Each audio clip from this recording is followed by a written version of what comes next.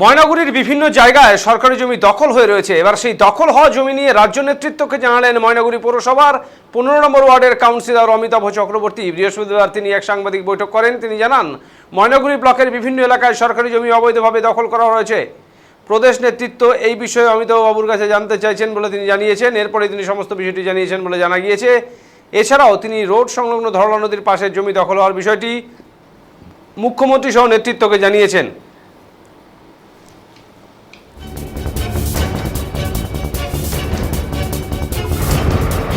দেখুন, আমাকে আমার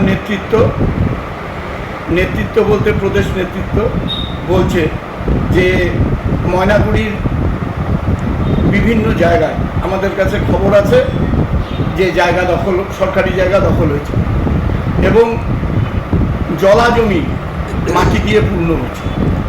তো এই ব্যাপারটা, তুমি ময়নাগুড়িতে থাকো, তুমি ইমিডিয়েট দেখো। তো আমি আসার পরে আমি যতটুকু আমার মধ্যে জানা ছিল যে ময়নাগুড়ি রোড ধল্লার যে জমিগুলো বিঘাকে বিঘা রোড ধল্লার পাশের জমি সরকারি জমি মানুষের নামে, কিছু লোকের নামে নথিভুক্ত হয়েছে। কিভাবে হলো, কিভাবে করলো আমাদের জানা নেই, আমরা জানি না।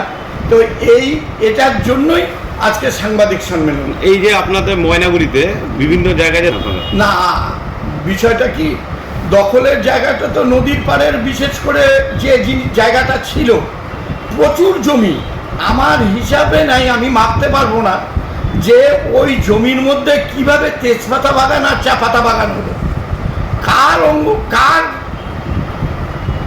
কোন বৃক্ষ আছে যে এত ছাওয়া দিয়ে তাদেরকে আগলে রাখছে। এটা কোন নদী? এটা হচ্ছে আপনার ধল্লা নদীর রোড ধল্লা। এই ব্যাপারে আপনি তো কলকাতায় গিয়েছেন।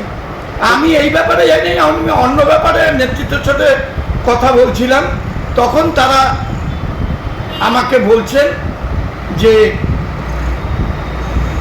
আপনার ময়নাগুড়িতে তোমাদের অনেক জমি, সরকারি জমি বেদখল হয়ে আছে, এগুলো নিয়ে কেন কিছু করছো না।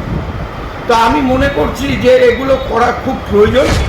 একজন নেত্রী নির্বাচনের আগে যে নিজের জীবন বিপন্ন করে ভোটটা কিভাবে সাধারণ মানুষের ভোটটা আসবে সেটার জন্য চেষ্টা করে, তখন কিছু কতিপয় ব্যক্তি এই সরকারের নম্রতা, স্বচ্ছতার সুযোগ নিয়ে এই সরকারি জমি